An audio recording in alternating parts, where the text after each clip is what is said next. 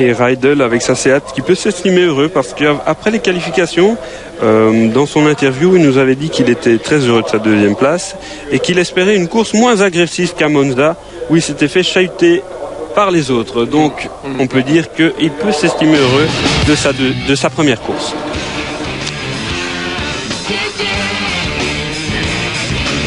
Quelques images de la première manche. C'était il y a 1 heure, déjà sur Club RTL.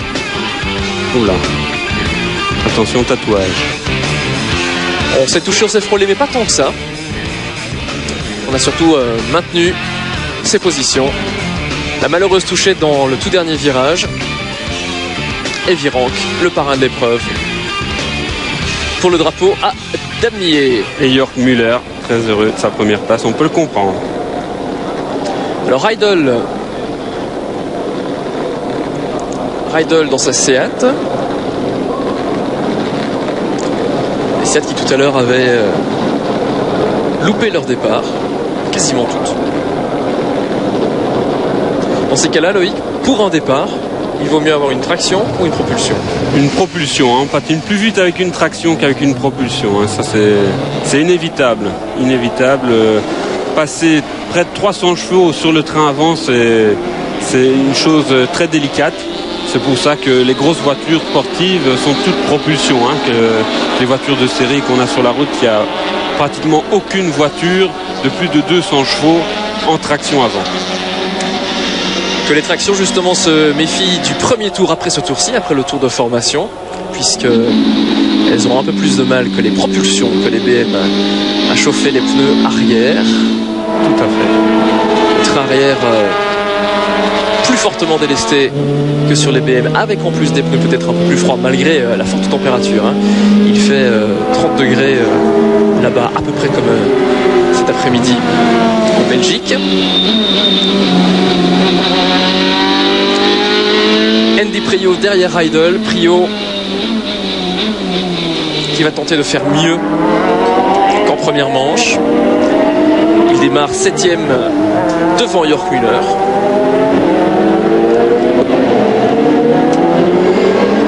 Alors Farfus qui nous avait laissé sous-entendre qu'il ne roulait que pour la gagne. On va pouvoir le prouver. On va voir ça.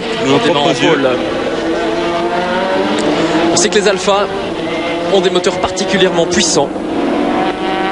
On sait aussi que l'an dernier, on s'était beaucoup chamaillé au sein même du team. Beaucoup de casse entre les Alphas.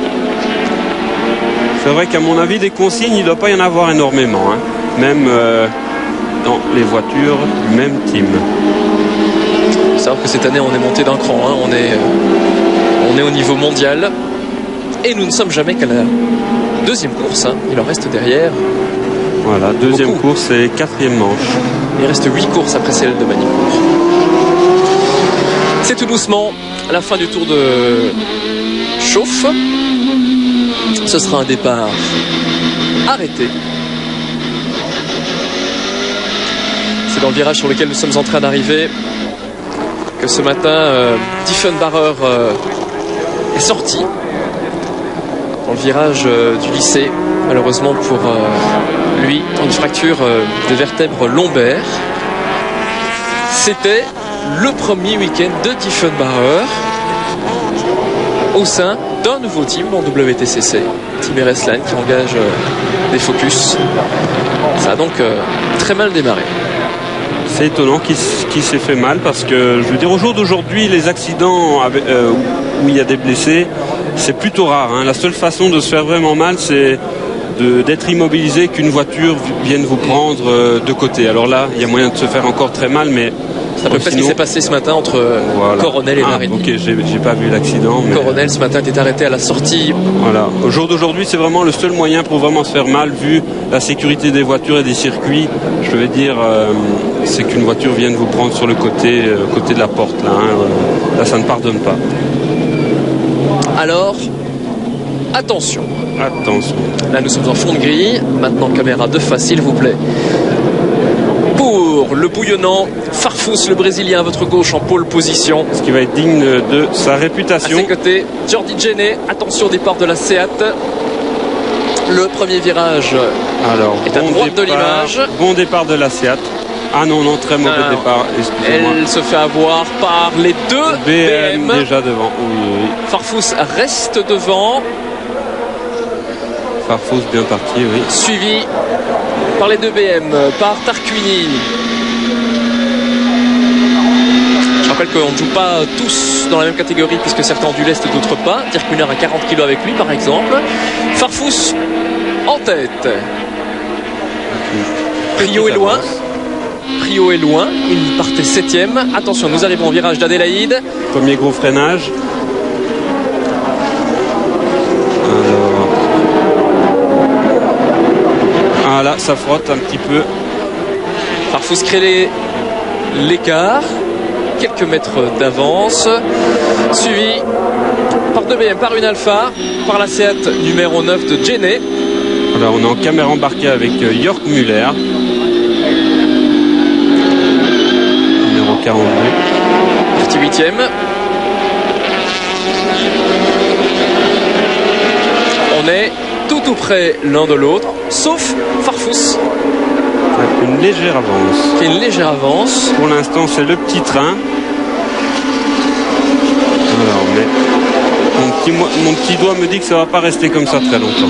Pas de risque inutile à la fin de ce premier tour. Là, la Honda qui se fait un peu pressante. Les Honda de plus en plus en forme. Kilomètre après kilomètre. Manche après manche.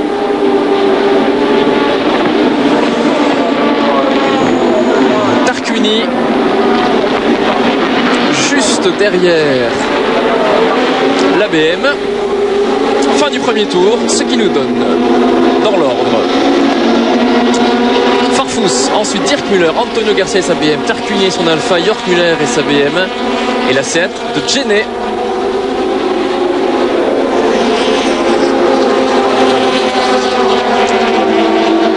Pour l'instant, les écarts sont maîtrisés.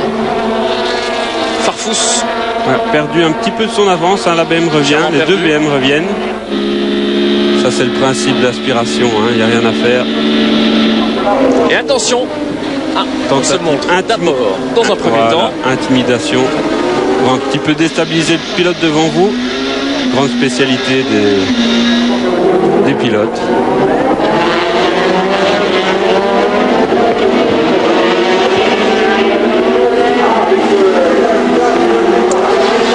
Tarquini ne va pas longtemps rester à cette position.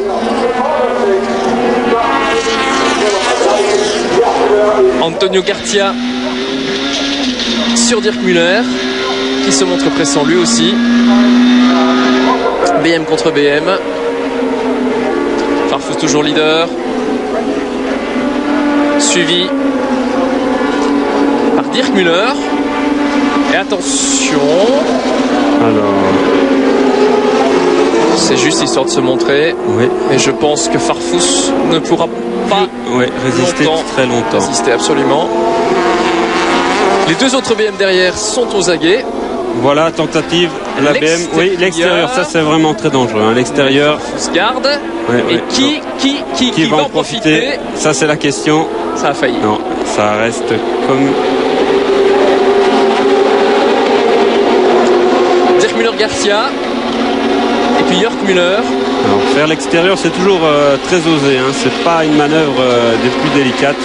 Moi, je vous garantis qu'au prochain virage d'Adélaïde, nous allons assister à une belle attaque de Dirk Müller sur Farfus. C'est comme à la Mirma, je l'espère juste. Voilà, de nouveau le départ.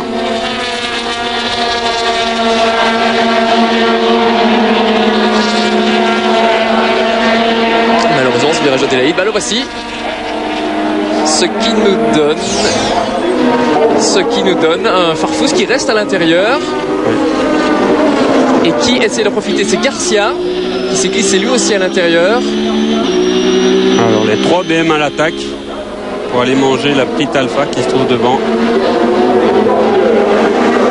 Ce qui nous donne une Alpha 3 BM et de nouveau une Alpha. Celle, je pense, de Gabriele Tarquini. La numéro 2, effectivement, c'est bien lui.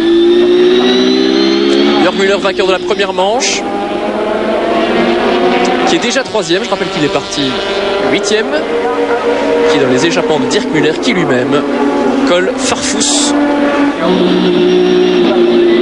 Et au contraire de la première course, Loïc, pas d'écart vraiment significatif. Tout à fait, oui. Personne ne creuse, c'est tant mieux. Je ne vais pas aller jusqu'à dire que Farfus est en train d'un petit peu bouchonner, mais c'est pas mal du tout pour le spectacle en tout cas. Ça change de la première manche. Tarquini en veut beaucoup au feu arrière de la BM de Garcia et c'est tant mieux. Ah, voilà. Jörg Müller sur Dirk Oui, Müller qui lui tente il va faire l'intérieur, mais non. Cette chicane-là saute beaucoup trop fort pour tenter vraiment l'impossible. Un tour de plus, toujours sous le commandement de Farfus, suivi par Jörg Müller, Antonio Garcia, Tarquini, Prio et Thompson. Il y a ces petits jeux-là, les BM qui sont en train de se battre ensemble. Ça profite à qui? Ça profite à Farfus. Farfus qui très clairement, avec sa traction, a des sorties de trajectoire plus larges, qui va plus chercher la motricité. Oui, tout à fait. On peut avoir des trajectoires un peu différentes. Et attention, donc, ils arrivent. Farfus qui se met à l'intérieur. Oh là là là là là, et voilà comment on perd le commandement de la course.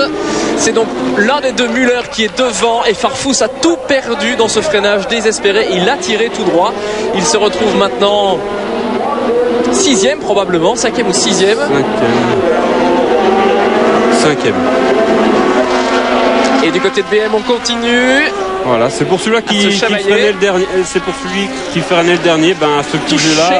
Touchette entre Jordi Jene et Thompson. Nous sommes avec Dirk Müller au commandement, suivi par Jörg Müller, ensuite Garcia, Tarquini et puis Farfus.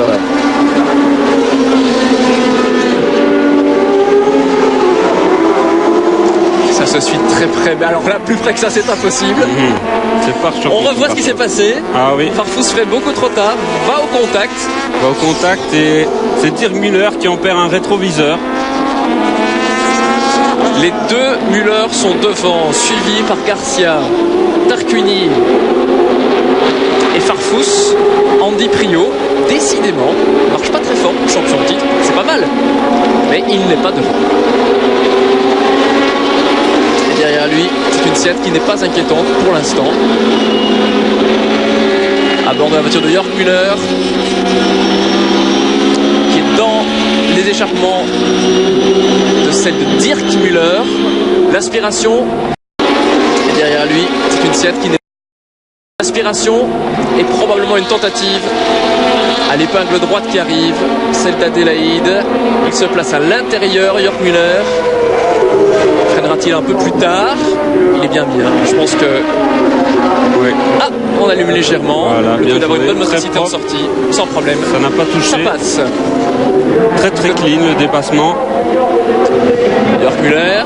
On a les deux Müller en première et deuxième position. Deux Alphas sont côte à côte. Étaient côte à côte, tout du moins la sortie d'Adélaïde. Les positions n'ont pas changé. Tarquini est resté devant Farfus et attention à Garcia, qui n'a pas l'intention de rester 3e. Andy Prio qui se fait un petit peu menaçant envers les Alphas. Envers celle de Farfus en l'occurrence. Prio sur Farfus. Ouais.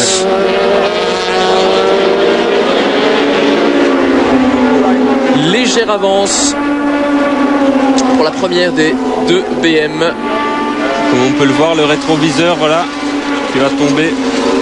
Et là, c'est l'image qui est tombée et qui est revenue. Qu'est-ce qu'on voit? Contact entre la BM numéro 4 de Zanardi et la Seat numéro 19 qui a perdu son train avant. De Valle Makela, le Finlandais. Donc voilà, pour la 19, Prio, c'est fini. Prio sur Farfus, attention. C'est probablement l'homme le plus compliqué à dépasser. Jörg Müller est en tête, suivi par Dirk, suivi par Garcia, Tarquini et Farfus. Bien gérer les pneus, bien gérer les freins.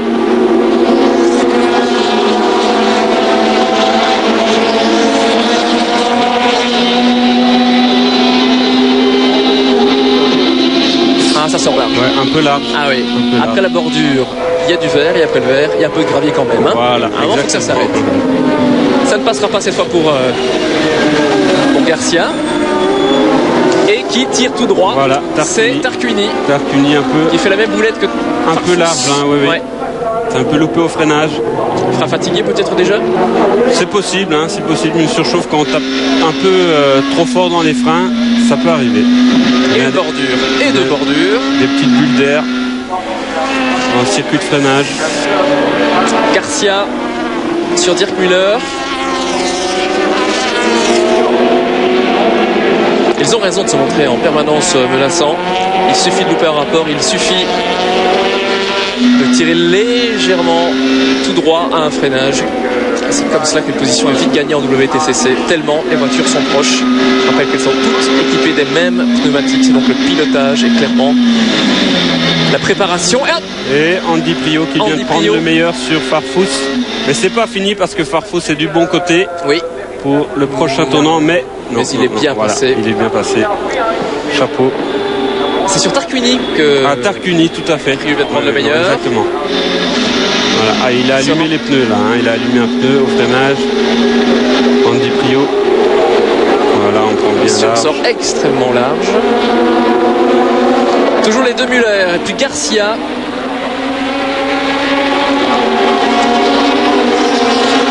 Tarquini ne se laissera pas faire. Ce long virage à droite, le virage d'Estoril. Et puis l'endroit le plus rapide du circuit. Et Jenné qui se montre pressant sur Tarquini. Les deux BM qui allument leurs pneus. s'agitent, mais les positions sont conservées.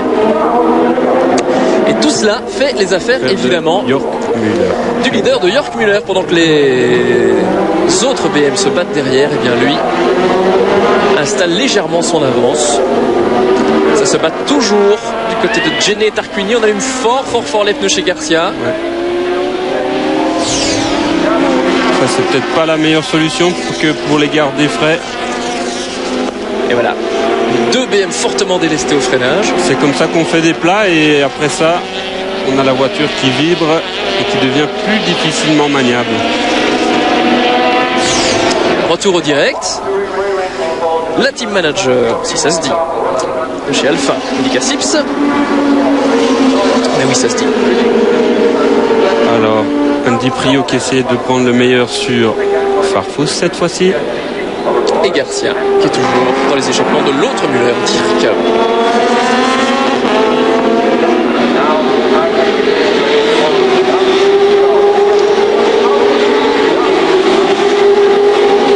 Nouveau passage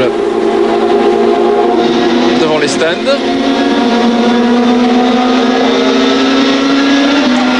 Rien ne change à l'amorce de ce premier virage à gauche.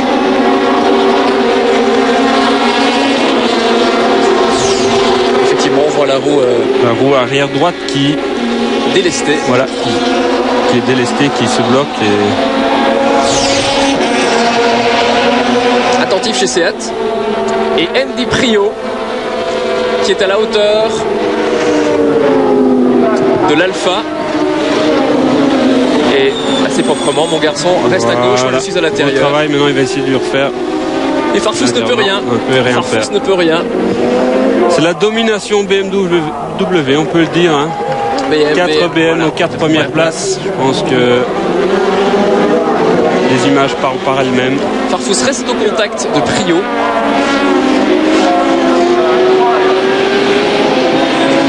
Qui a vraiment, à certains virages bien précis, des trajectoires volontairement plus larges et plus ouvertes que les propulsions, que les BM. Très belle image. Vous êtes avec Rydell. La Ballwine Chevrolet. Alors il y en a à gauche et à droite. On a Rosenblatt. Ah oui, là, c'est chaud. C'est très chaud entre eux. La BM de Rosenblatt. Les Seat. Une Honda. Et là on met 4 roues sur le vibreur, ce qui est interdit. La Chevrolet ici, Qui se à droite. positionne, c'est de Larini qui restera à l'extérieur. Vous Vous êtes à bord de la voiture de Larigny, la 14. Chez Chevrolet, tout va de mieux en mieux. Le châssis est nickel, le moteur doit pour gagner des chevaux. Ce sera d'autant plus facile lorsqu'on déplombera les moteurs à l'issue de cette manche de Manicourt. Ce sera plus facile de travailler pour gagner encore en puissance. Là, on a de Colciago, dont on reparlera, je pense, en deuxième moitié de saison. À la fois des pilotes, à la fois des voitures. Un Chevrolet qui va peut-être prendre le meilleur sur la Larigny qui est BM. bien mis. Oui, qui va pouvoir faire l'intérieur. Oui, Et c'est fait. Et c'est fait. Bien joué. Côté de la tête de la course, rien ne bouge, rien ne change. Est-ce qu'Andy Priault pourra aller chercher un podium? Ça, c'est la question. Ça nous ferait plaisir. Priault Et est ça, à l'intérieur oui, de Garcia. Sans Bien problème. joué. Maintenant, le tout est de bien sortir du virage. incroyablement C'est propre. le cas. Priault est troisième. Je vous l'avais dit, il voulait absolument faire quelque chose Et marquer des gros points. d'un peu mieux que Monza. Priault troisième, Garcia quatrième. Freinage en appui On allume encore les pneus. chez Priault. Il va les rendre carrés, hein. C'est pas possible. Sorti un peu large Priault, mais c'est pas bien grave. Qui revient, enfin qui en tout cas a Dirk Müller en vue On allume encore les pneus. chez Priault. A Dirk Müller en vue.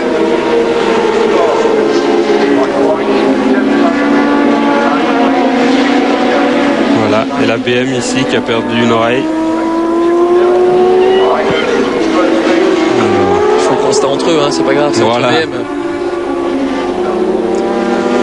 Et Jörg Müller qui est maintenant loin devant.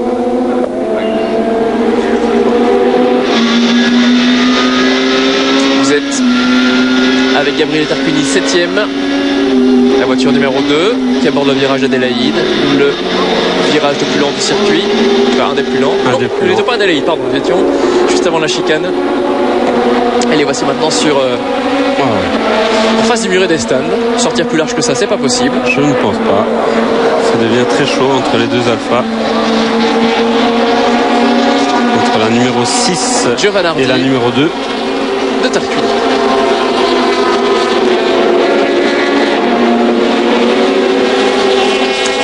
Priault Qui se fait menaçant sur Dirk Müller.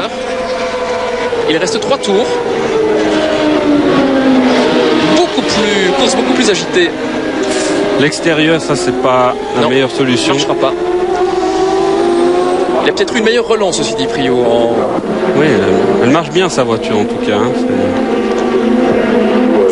C'est Voiture incontestable. Voiture préparée pour le Belge Marc Mampaille. Il peut le faire.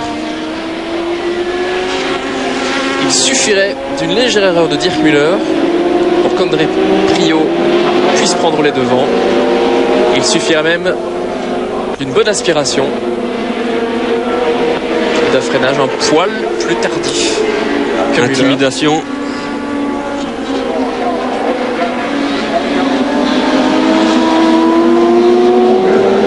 Aucune erreur chez aucun des deux pour l'instant.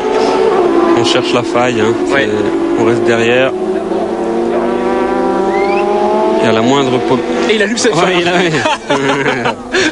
Ce qu'il faut tout dire. Je veux dire, bouge-toi de là, j'arrive. Je pense que le signal est assez clair. C'est un peu osé de sa part, hein, parce Oui, que non, clairement, bah, ce n'est pas un attardé qui On n'est pas dans une course d'endurance. Hein. Ce n'est pas un attardé. Ça joue à la régulière.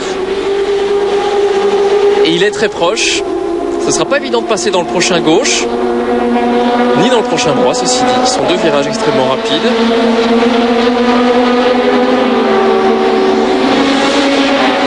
Mais là, par contre, avec une bonne sortie de virage de la part de Priault, bonne sortie ici, Voilà. Maintenant, il y a, peut-être un bon placement. il y a ouais. moyen de faire une belle aspi. Oh oui, oh que oui. La plus- Évidemment, Müller la plus va- longue des lignes droites. Il va tenter quelque chose. Müller va évidemment tenter de garder l'intérieur pour obliger Priault à faire l'extérieur. Alors, ce qui se passe. Ça, c'est dommage. Ouais, non, là, Et qu'est-ce qui s'est passé? On ne le saura pas. Priault reste derrière. On le devine, hein. Dirk Müller a voulu garder l'intérieur. Priault n'a pas cédé à la tentation de faire l'extérieur. Donc les positions ne changent pas. Ceci profite à Garcia qui revient légèrement en contact. Dirk Müller qui a décidément pas envie de se laisser faire. qui ferme les portes tant que possible. En attendant, ça fait le bonheur de Jörg Müller qui est parti. On ne le voit même plus. Loin devant. Quelqu'un qu'on ne voit plus non plus, c'est le vainqueur de la deuxième manche de Monza il y a 3 semaines, James Thompson et son Alpha, qui brille littéralement par son absence. Il y a eu un contact chez Seat. Contact pour Jenny, la carrosserie touche le pneu. Oui, il y a des chances où ça explose. Ce serait pas évident de terminer la course dans ces conditions. Un moteur, un pneu chaud bouillant à l'avant gauche. Il va se faire dévorer par les 2 Alpha qui sont derrière. Et attention à Müller et Prio. On ne passera pas ici ni dans la chicane suivante. En attendant, il y a Garcia qui revient. Oui, il est revenu, tout le monde sort large, c'est normal. Voilà, la bagarre entre Andy Prio et Dirk Müller fait perdre du temps. Et les pilotes derrière, ils peuvent revenir. Müller, Prio, Garcia, Farfus et Jenny, ce sont les premiers de cette deuxième course de Magny-Cours. Regardez l'écart. Jörg Müller, gros écart. Ouais, alors, nous y revoilà. L'endroit le plus facile pour prendre l'aspiration. Dirk Müller le sait, Prio le sait. Voilà. Il garde l'intérieur. Ouais, que va choisir Prio? Il est dedans. Il est dans son pare-choc. Tout simplement. À la poussette. Et évidemment, Garcia, lui, est resté propre. Voilà, quand on ferme les portes comme ça, il n'y a rien à faire, on perd du temps. Et je pense qu'Andy Prio, maintenant, il commence à l'avoir mauvaise. Oui, d'autant qu'il sent bien que non seulement il ne parvient pas à prendre la deuxième position, mais il risque de se faire subtiliser la troisième.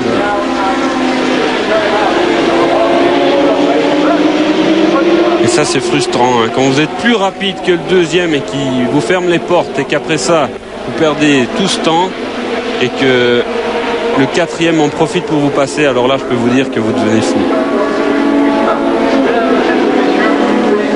Le règne des BM à Magny-Cours.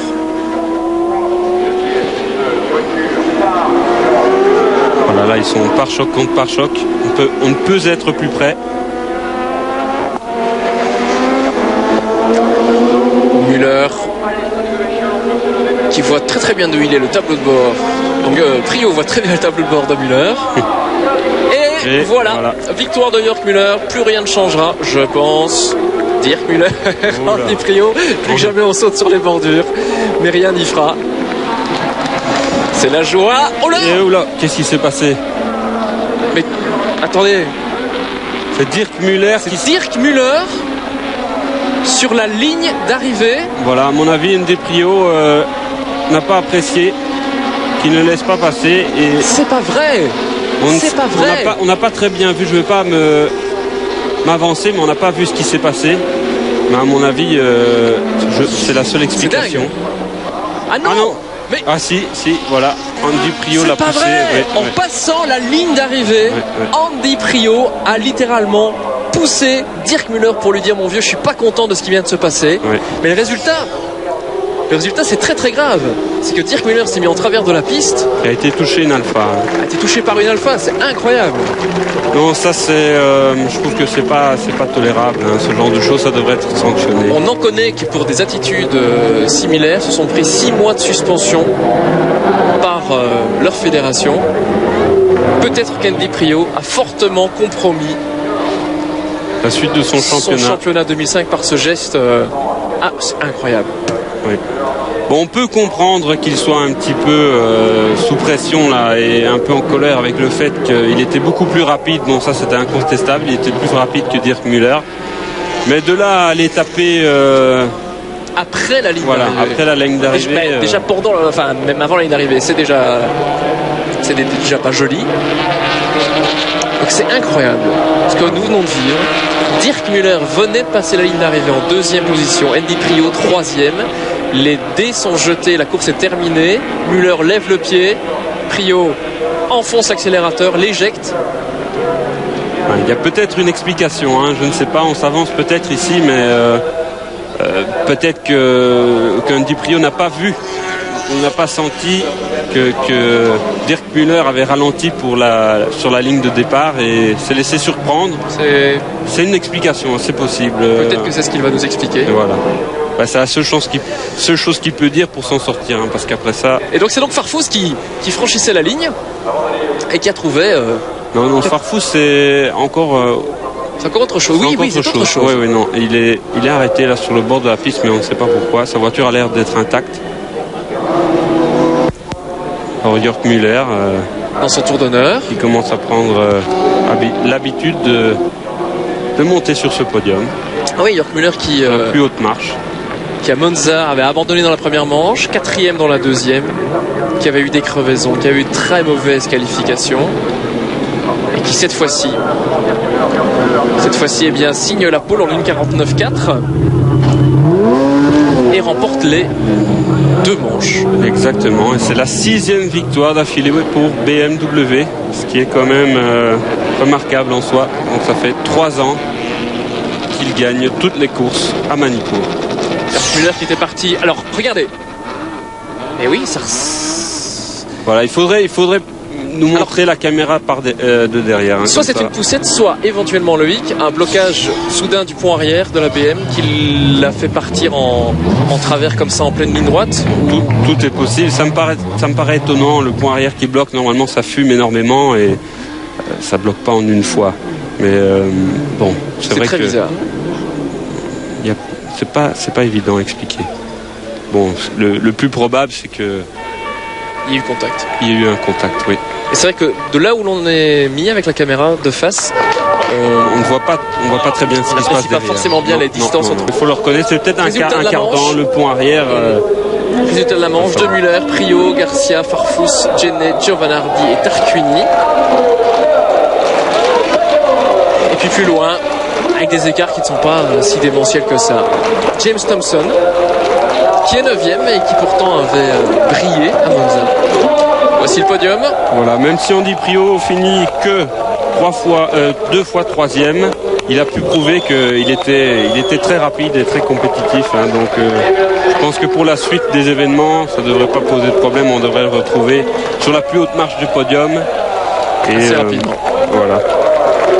L'équipe belge a pu démontrer une fois de plus tout son talent.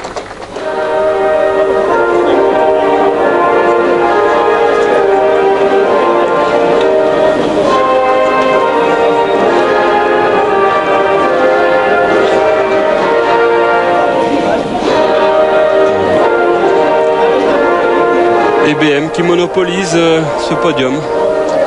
Qui est clairement aux avant-postes, qui fait... belle opération de plus au championnat. Ce qui du côté d'Alpha, de Seat, va évidemment mettre la pression, puisqu'avant cette manche de Manicourt, les Alpha n'étaient qu'à 1 point de BM, 29 pour BM, 28 pour Alpha. On ne dira pas qu'elles ont... chez Alpha on a tout perdu ce week-end, loin de là. Mais en tout cas, on n'aura rien pu faire contre les BM. Même Farfus, parti en pole position de cette deuxième manche, aura dû céder. Ils sont clairement plus marqués par la chaleur que lors de la première manche.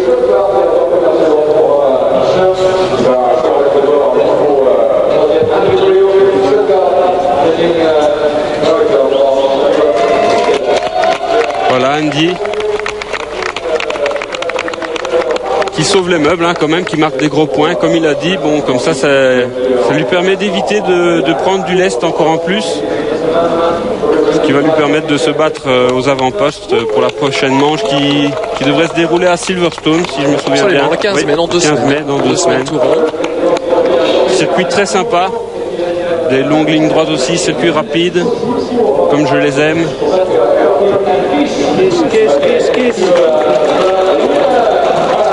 Loïc, avant de se quitter, Loïc Demont, on vous retrouve peut-être au 24 heures du Mans. Il y a de fortes chances pour que je participe au 24 heures du Mans, donc avec le team belge de G-Force, avec Franck Hahn, le team manager.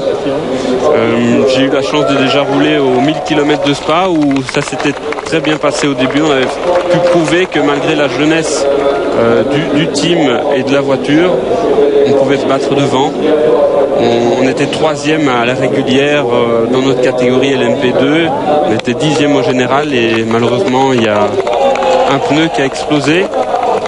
qui nous a cassé le différentiel arrière et nous a contraint à l'abandon. Mais donc Loïc Demont vont de toute façon au rendez-vous des grandes courses belges au minimum. Voilà, exactement. J'espère être présent aussi aux 24 heures de Francorchamps. Ça fait 4 années maintenant que j'y participe. Donc depuis que les GT roulent, j'ai toujours été présent.